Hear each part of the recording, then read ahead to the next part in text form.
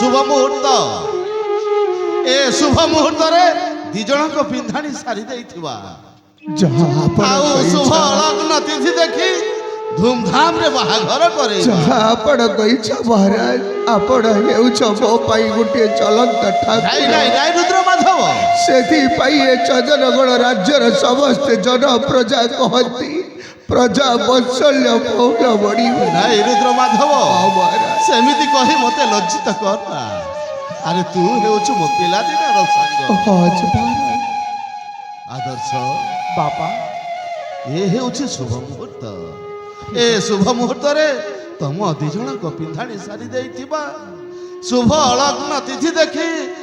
धूमधाम रे बाहाघर करेइबा ठीक अछि बापा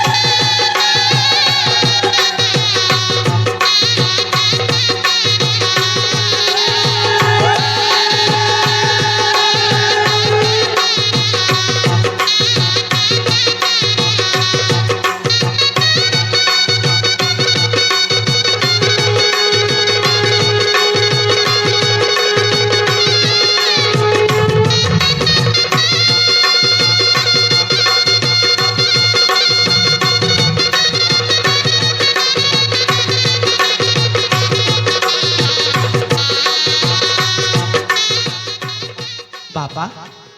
एथर आम आसुଛୁ आपण दुहे भल मंद कथबार्ता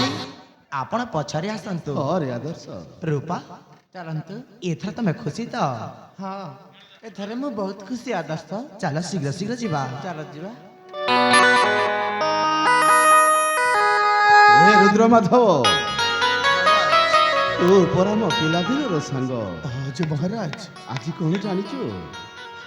आज परा तू मो समुति हबु रे नहीं महाराज नहीं नहीं आपण हेउछ राजा बो निमिष बात नहीं रुद्र माधव सेमिति कहि काहे कि मते बारंबार लज्जित करूछु कहिलु महाराज आ